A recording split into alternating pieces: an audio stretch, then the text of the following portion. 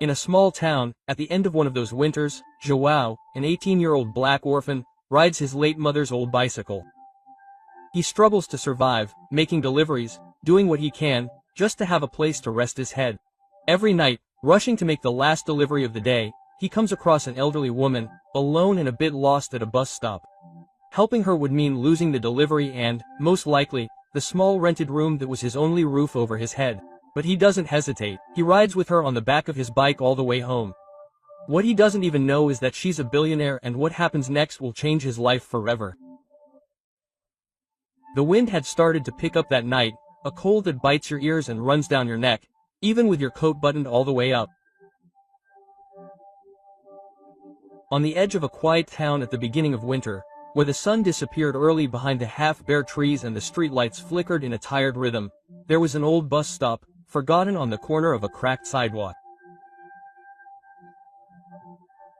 People passed by it, as always, some with heavy shopping bags on their wrists, others with their eyes glued to their cell phones, others simply hurrying home before the darkness took over.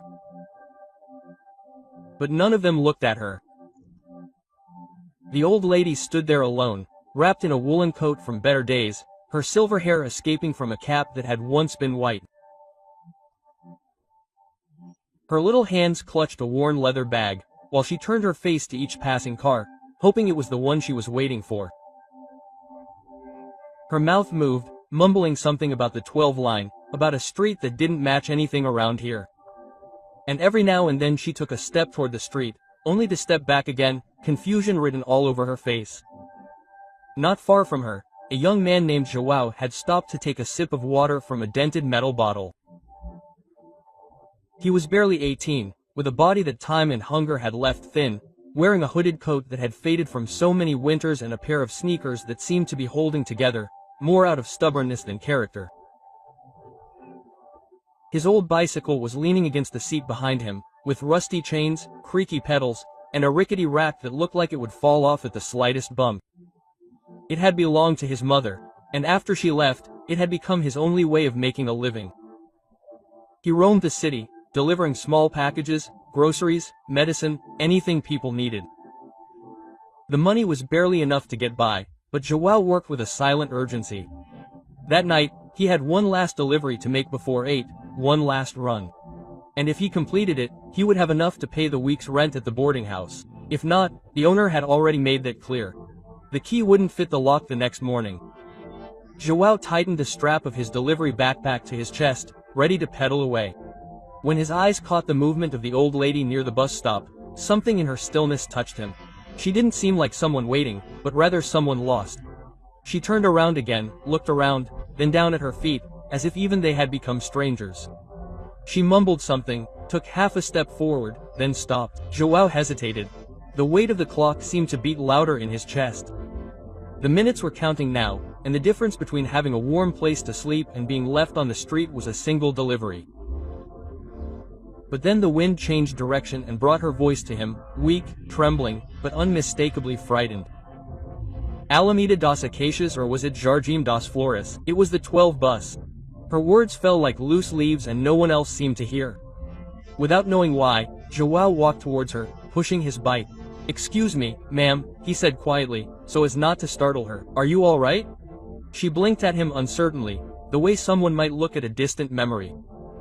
"I was trying to get home," she said, her voice light and airy, "but I think I missed the bus.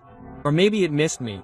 Quote, her laugh was small and fragile, like glass about to shatter. John nodded slowly. "Where do you live? Maybe I can help you get there." Quote, she looked at her purse, then rummaged around inside it aimlessly. A handkerchief appeared, an uncapped lipstick, coins, buttons, a 2-day-old bus ticket, but no address. John's heart sank a little. Then something caught his eye. A delicate silver chain around her neck, and at the end, a small oval pendant resting on her coat. He leaned forward, squinting. There, engraved in elegant cursive on the back of the pendant, were the words, Dona Lourdes Ramos, Moro da Figueira, 48, Zona Norte. He held his breath. Moro da Figueira. He knew the area well enough, almost beyond the city limits, about 2 hours by bike and most of the way to the city. The road was uphill. For a moment, João's mind went back to the clock. He would miss the delivery, lose his room, sleep in the cold at night. But when he looked into Donna Lord's eyes, soft and clouded with age, and saw the childlike trust beginning to form, simply because he had stopped to ask, he knew he couldn't leave. Some choices weigh more than others, even if they don't make sense on paper. He forced a smile. "It's a little far, but I think we can make it," he said gently, helping her settle onto the bike rack. He tied his spare scarf to the makeshift seat and draped his own coat over her shoulders. "Hold on tight, okay? We'll take it slow." She laughed a little groggily but gratefully and said, "Do you remind me of anyone, grandson?" He wore sneakers like that, always scuffed, always proud. João didn't correct her, just nodded and started pedaling. Slowly at first, then more steadily, as they left the city lights behind. The sky turned lilac, then gray, then darker still. The road climbed, curved, and stretched on forever, but João kept going, each pedal stroke echoing with a sense of purpose. Behind him, Donna Lords hummed a tune, sometimes getting lost, sometimes stopping to ask where they were and forgetting the answer minutes later. He answered each time, as if it were news. "We're getting close, don't worry." Just after that hill, the wind became sharper and the street lights became rarer, but he kept his eyes on the road. They passed fields asleep under the frost, crossed bridges lit only by the moon, and stopped once to let Donna Lords catch her breath. He bought her a cup of hot coffee with milk at a roadside gas station. With the last of his he brought her the change she had in her pocket and she insisted that he take the first sip.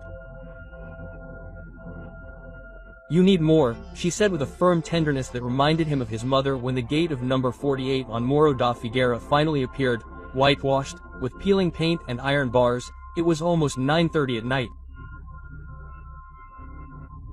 João's legs ached, his hands were numb, but he breathed a sigh of relief. He knocked once, then again, and moments later, a man in a bathrobe opened the door. His expression changed from panic to disbelief when he saw the woman behind João. "Mrs. Lords, my God, where have you been? We've been calling the hospitals." Mrs. Lords looked around, then blinked again. "I went for a walk or a bike ride, I think." She smiled at João. The man thanked us profusely. His voice trembled. "Please come in, warm yourself up, eat something. Let's take you back home." But John shook his head wearily but happily. "No need, I have to get back before it gets any colder." He scribbled his number on a torn piece of receipt and handed it over, in case they needed help again. And with that he mounted his bike and set off into the darkness, unaware that his room would be locked and his bed replaced by the floor of a junkyard, but also unaware that something much more significant had just begun. By the time John reached the edge of town again, the streetlights had scarcely any effect and the warmth of the gas station's latte had already drained from his hands. His knuckles were stiff and every pothole in the road vibrated through the handlebars to his bones, but he didn't complain. The ride back was quieter, lonelier somehow, without the soft voice behind him or the small, familiar weight of someone trusting him to keep pedaling. The wind had picked up by now, whistling through the bare trees and bringing with it the first taste of deep winter. The smell of wood smoke, cold metal, and something bitter that always seemed to hang in the air after 9. João walked down the last block to his boarding house, a narrow 2-story house with peeling paint and a porch light that never worked. He parked his bike quietly, climbed the steps, and reached into his pocket for his key, only to find it empty. At first he thought he had simply looked in the wrong pocket, but after checking every corner, every pocket, every seam of his jacket and pants, it became painfully clear. The key was gone. He knocked lightly on the door, hoping the boarding house owner was still awake, but no lights came on. He knocked again, then harder. Nothing. When he tried the doorknob, it wouldn't budge.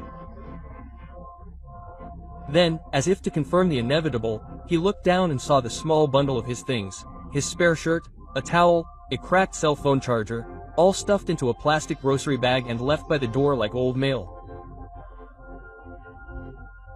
There was a note taped to the door, 3 words written in thick black marker, "Rent due, locked." His breath caught in his throat. He stood there for a long minute, the bike at his side, unsure whether to curse or cry, but he did neither. Instead, João turned back toward the city center. His legs ached from the ride up Fig Tree Hill and back, but he didn't let them rest.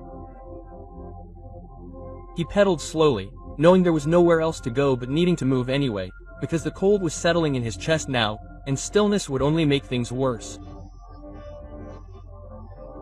It was nearly midnight when he passed the back alley of his Agner's grocery store, a small corner store where he sometimes helped restock the shelves in exchange for stale bread and a few bucks here and there.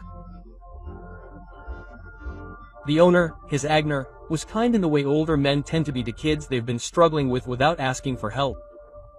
A little tough, but never cruel. John parked his bike behind the dumpster, knocked once on the side door, and waited.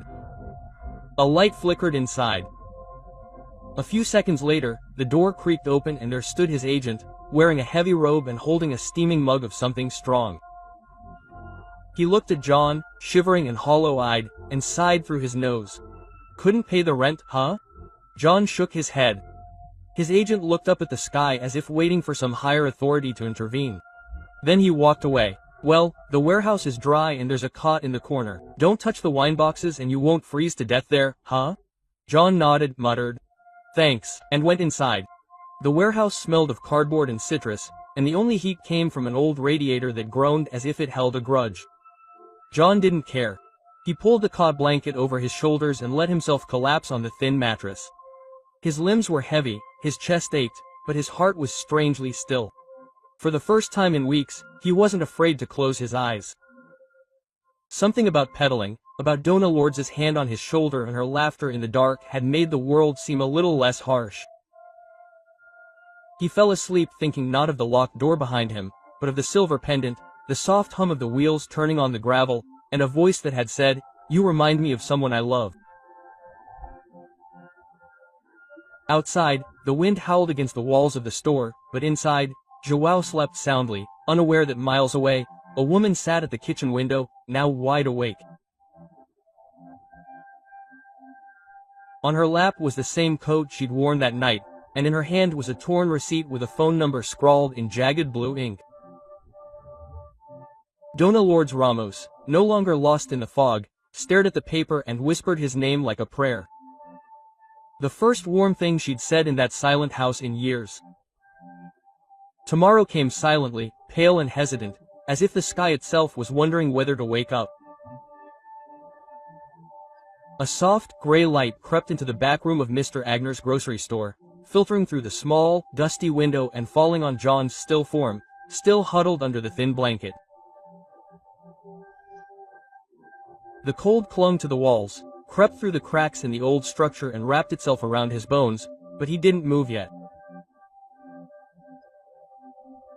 His body ached in that particular way that follows a long night on a hard cot, but deeper still was the weight that lived in his chest, the kind that came not from physical exertion but from many days of balancing survival on a frayed thread. When he finally stood up, it was without complaint. He folded the blanket carefully, propped it against the wall, and moved silently toward the front of the store. The rubber soles of his sneakers soundless on the linoleum floor. Mr. Agner was already there, as always, opening the store with the storied routine of a man who had long ago learned that consistency was his own kind of faith. He grunted when he saw John, then pushed a banana and a cup of lukewarm coffee toward him. No words, just a silent acknowledgement of the kind that meant more than conversation. John took the banana with a quiet thank you, peeled it slowly, and stood by the window, watching as the city came to life. Steam rose from the hoods of parked cars. Children shuffled along the sidewalks, clutching their backpacks. And somewhere in the distance, a dog barked once and then fell silent. It was just another day, another morning that seemed like all the others before it, until the black car pulled up. It was the kind of car that didn't belong on these streets. Too polished, too quiet, gliding to the curb as if responding to a call. The man who got out was tall and thin, his coat too thin for a city like this, his shoes impeccable, his posture measured. He looked down at a piece of paper in his hand, then looked straight through the store window, his eyes landing on John, as if he had always known where to find him. When the doorbell rang and the man entered, the room seemed to shrink around him. "Excuse me," he said, his voice soft but heavy. "I'm looking for someone named John." John turned from the window, frozen for a moment. "It's me," he said cautiously. The man's expression softened with relief. "Dona Lourdes Ramos sent me," he said. "She asked me to meet you. She remembers everything and wants to thank you," she insisted. Her agent paused mid-sip of coffee, but said nothing. John looked at the man, then at the receipt in his hand. His own handwriting, the number he had scrawled before disappearing into the darkness. It was never meant to be anything more than a lifeline. He had never expected it to be used. Robert, as he introduced himself, held the door open, gesturing to the car. "She's waiting, if you're willing." John hesitated, something flickering behind his eyes. The idea of going back to that house, of entering a world that didn't belong to him, felt like standing barefoot on the edge of a polished ballroom. He was just a delivery man with no place to sleep, no family, no finish line. He had done the right thing, that was all. "I just wanted to make sure she got home safe," he said, quietly but firmly. That was all. Robert watched him for a moment, neither offended nor insistent. "And did you get it?" "Quote," he replied. "But she believes you gave her more than directions. She said you gave her back a sense of herself. She would love to tell you that in person." Quote. John looked at his agent, who shrugged with the same indifference he used to mask concern. "Go on," he said, "your cot will be here if you need it." With a breath that seemed too big for his chest, John nodded and followed Roberto outside. The drive up Fig Hill was surreal in the daylight. The trees that had loomed like shadows the night before now stood tall and still, sentinels of some secret path in the forest. The curves seemed shorter, the climbs less steep, but John still remembered each one, each rock and dip etched in the memory of his legs. When they reached the big white house, it no longer seemed like a monument but a familiar memory softened by the hour. Roberto led him through the side entrance into a room filled with sunlight, old books, and a quiet warmth. There, sitting by the window, was Dona Lourdes. Not the dazed, wandering woman of the night before, but someone entirely different. Her eyes were alive, her hair pinned neatly. And when she saw John, her smile spread across her face like morning over the mountains. "You," she whispered, her voice shaking just enough to convey its truth. "You brought me home." She reached for him, her grip gentle but insistent. "I remember everything, every street, every word. You didn't treat me like a stranger. You made me feel safe." John hung his head, unsure of what to say. The compliment seemed too great for the simple act he had performed, but Dona Lourdes wasn't done. She leaned forward, her eyes searching his. Quote, "I don't know your story," she said, "but I would like to. And if you have nowhere else to go, I would be honored to offer you a place here. Not just for tonight, for longer, if you'll let me. This house has too many rooms and not enough kindness. Would you change that?" João blinked at the offer, taking him completely by surprise. It was generous, more than generous. And yet, something in him resisted. He took a step back, his voice low but firm. "That's very kind of you, really, but I didn't do it to gain anything. I just wanted you to be safe. That's all." Dona Lourdes's eyes didn't waver. "And that's exactly why she said softly, that I want you to stay." He didn't answer right away. The silence between them stretched, gentle but uncertain, filled with a feeling neither of them could quite name. And though João went back to the grocery store that night, slept in the storeroom again, and woke to the same cold, something had changed. He had been seen not for what he lacked, but for what he carried, the quiet, steady light of someone who appears even when no one is looking. And away from that sunny room, Dona Lourdes sat with a less lonely heart, already preparing for tomorrow, when she would offer again, not out of charity, but out of recognition. Because sometimes family is not the one we are born into, but the one we choose to walk home with in the dark. The next morning came with a kinder sky, brushed with faint traces of pale gold that peeked timidly through the faded curtain of clouds, as if the sun itself were hesitant to invade the stillness of the day. Inside the back room of his agent's grocery store, João had gotten up early, as usual, sweeping the floor and organizing crates into neat, silent piles.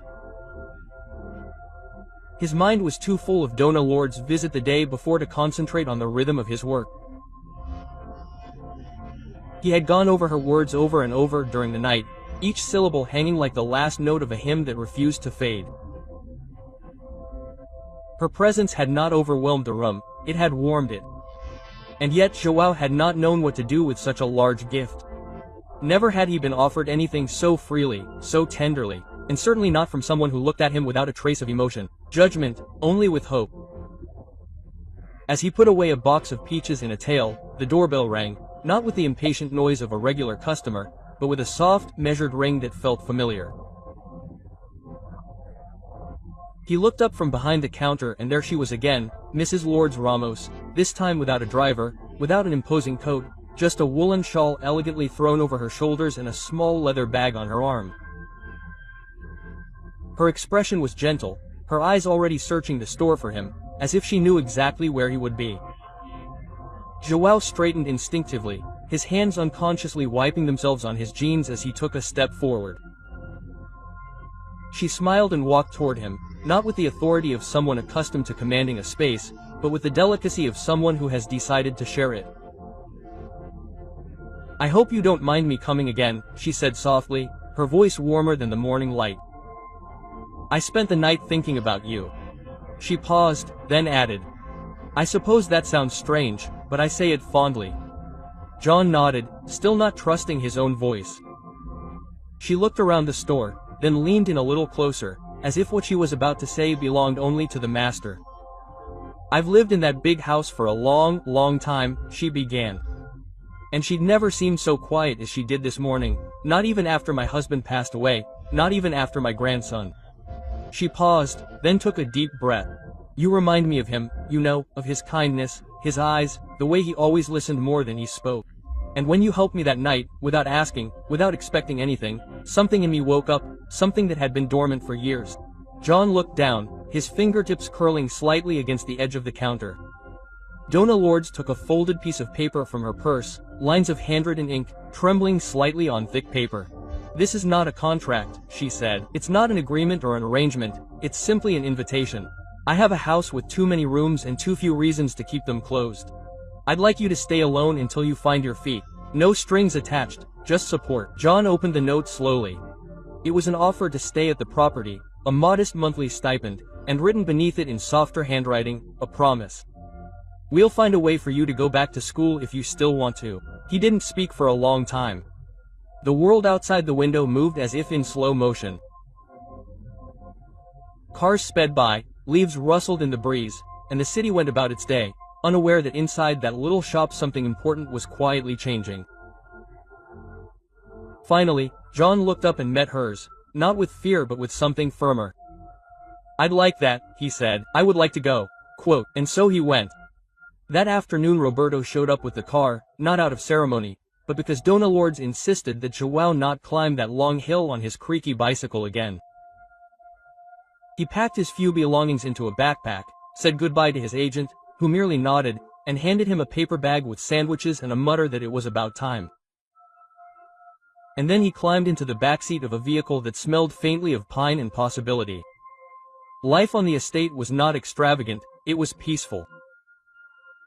João was given a sunny room overlooking the garden, a routine that allowed him to rest, read, and within a month return to school with the help of a scholarship that Dona Lourdes had discreetly set up in his name. She never flaunted his story, never treated him as a pet project. Instead, she welcomed him into the rhythm of her days, morning walks in the greenhouse, long conversations over tea, and weekends filled with ideas about what they could do with their time and resources. That they now shared.